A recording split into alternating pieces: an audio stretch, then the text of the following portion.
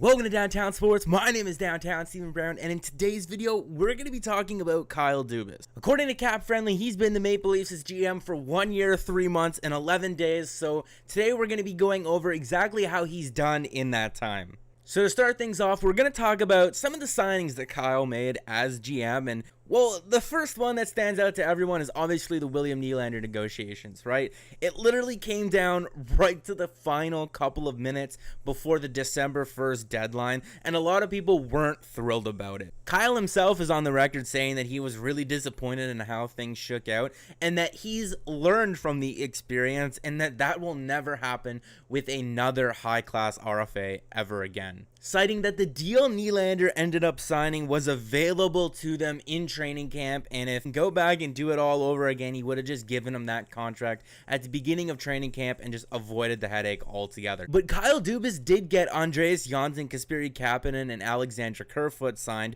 all for very reasonable amounts. The Matthews negotiations and the Matthews contract were a little bit underwhelming, if I'm being honest with you. I mean, I'm not going to complain too much because Austin Matthews is on my favorite team for the next 5 years, but I think a lot of people were expecting a little bit more out of that deal, or maybe that was just us reading the market wrong. And I mean, this might strike as a surprise, but Kyle Dubas was actually kind of in charge for the Phil Kessel trade. I mean, he was interim GM with Mark Hunter at the time, and I mean, yeah, Phil Kessel did go on to experience a lot of individual and team success, but if you look at it from the Maple Leafs' point of view, they acquired the draft pick that they would later use to acquire Frederik Andersen. They got Kasperi Kapanen. They cleared cap space off in that deal that they then used to sign other veteran players. If there's one critique about the Phil Kessel trade that I will make, it's that they retained salary and gave back Pittsburgh their second round pick that the Leafs had acquired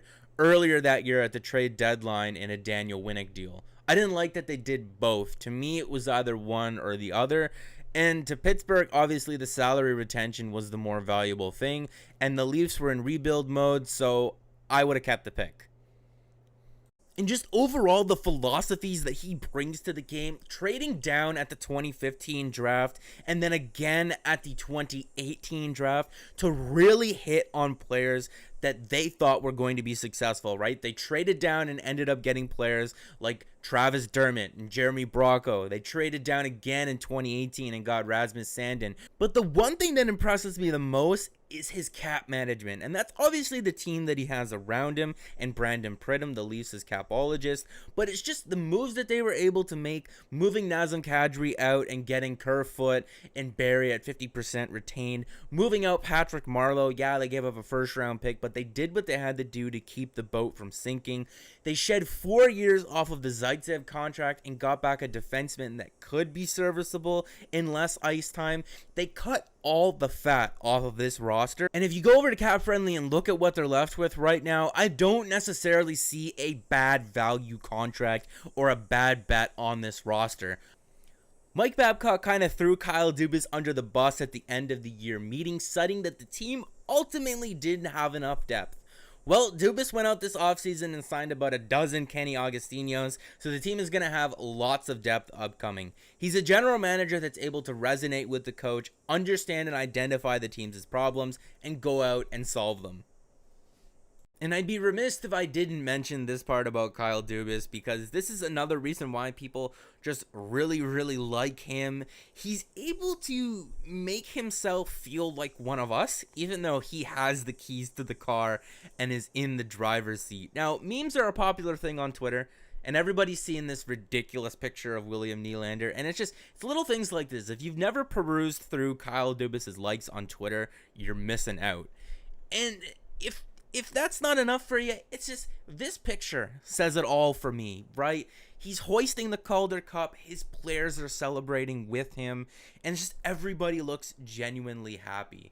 In order to talk about Kyle Dubas, the general manager, we need to touch on Kyle Dubas, the person, and while he's been here in Toronto, he's been nothing short of just outstanding. And I mean, guys, you didn't think I wasn't going to mention the John Tavares presentation to lure him back into Toronto. I mean, Kyle Dubas is a general manager that's proven he wants to think outside the box. He doesn't want to just fall into that old-timer hockey philosophy. He wants to adapt ideas from other sports and get ahead of the curve. And it's a breath of fresh air to have. And in a recent Athletic article, I believe it was Dom Luszczyszyn that wrote it, he did an article ranking the confidence that fans have in their general managers, and I believe that Kyle Dubas ended up finishing 5th or 4th on that list. So I mean, the question that I really wanted to pose today is, do the fans trust Kyle Dubas? I mean, by that sense is, yes, they do. Do I trust Kyle Dubas? Hell yeah, I do. Do you trust Kyle Dubas? I don't know. You're going to have to let me know in the comments section. But that's going to be it for this video, guys. Make sure to like the video if you did like it and subscribe for more, because more is always on the way. And as always, take care.